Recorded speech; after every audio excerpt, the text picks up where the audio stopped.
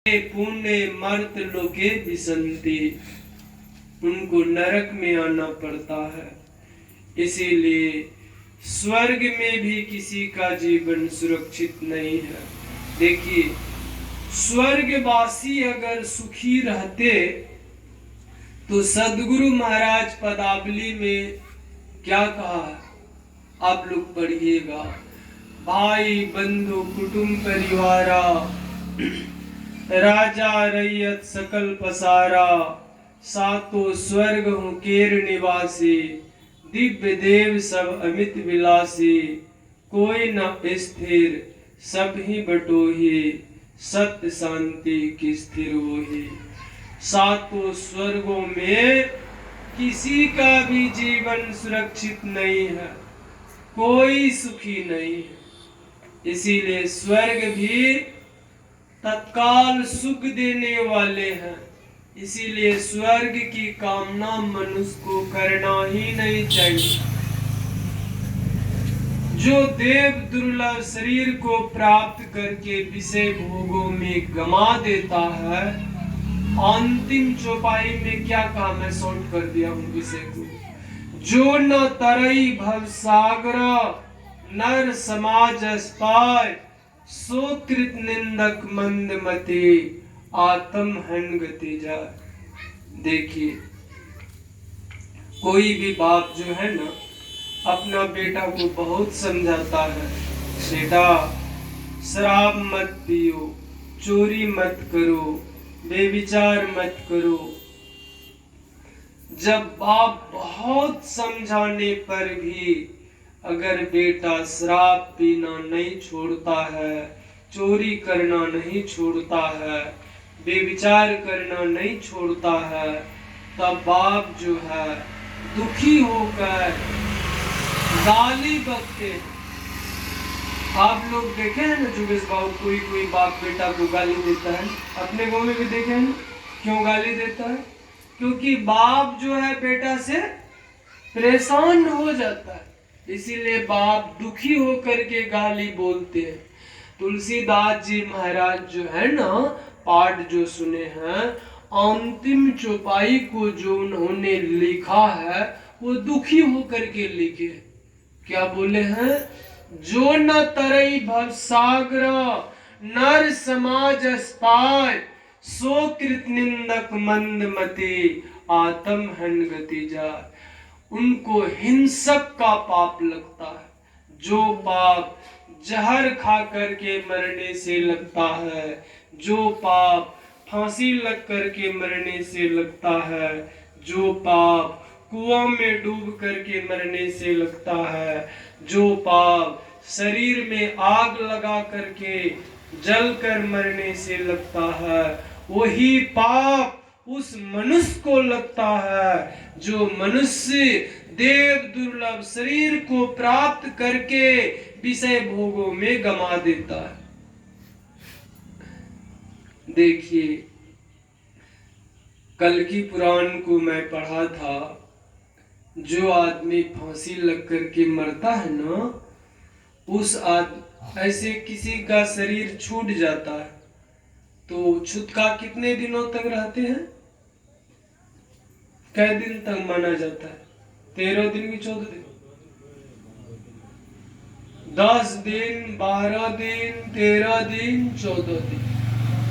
लेकिन पुराणों में चर्चा है, अगर कोई फांसी लग करके मरता है, जहर खा करके मरता है, उस परिवार को पवित्र होने में बहुत समय लगता है, बहुत समय लगता है। पवित्र तो हो जाता है लेकिन टाइम लगता है।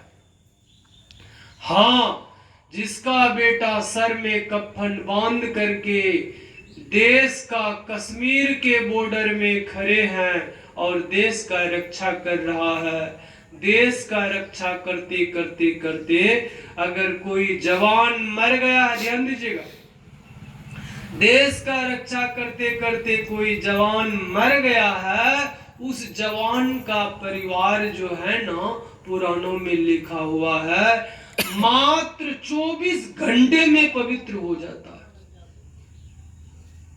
बताइए 24 घंटे में पवित्र हो जाता है, क्योंकि वो देश का रक्षा करते करते जो शरीर का त्याग करता है।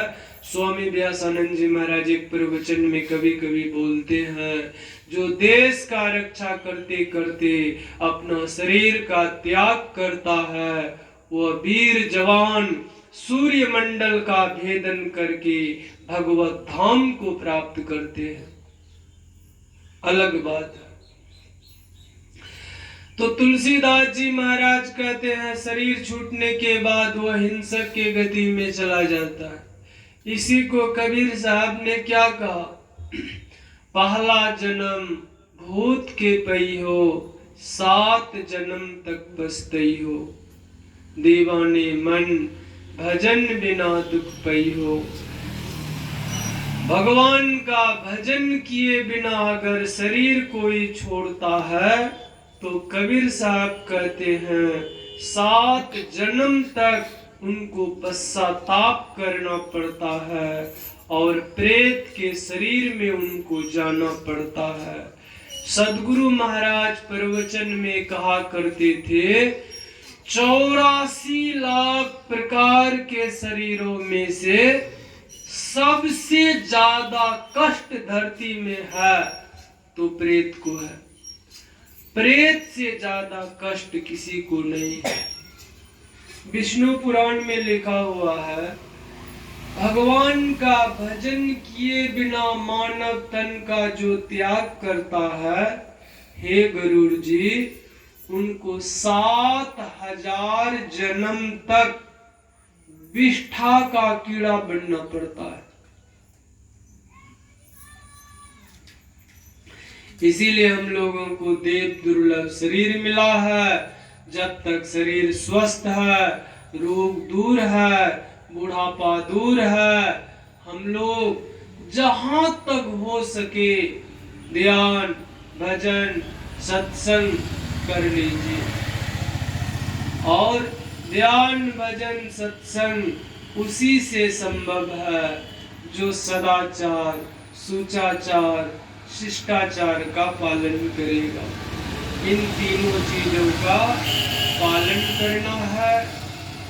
सदगुरु महाराज से हाथ जोड़कर प्रार्थना करता हूँ, इस परिवार का भौतिक और आध्यात्मिक उन्नति हो।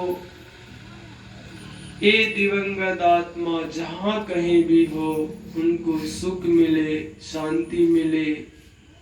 आप लोगों ने भी लंबे समय तक सत्संग का शोभा को बढ़ाए हैं। आप लोगों का भी श्रद्धा भक्ति समर्पण सदगुरु महाराज के चरणों में बनी रहे। यही सदगुरु से हाथ जोड़कर प्रार्थना करता हूँ। श्री सदगुरु महाराज की जय।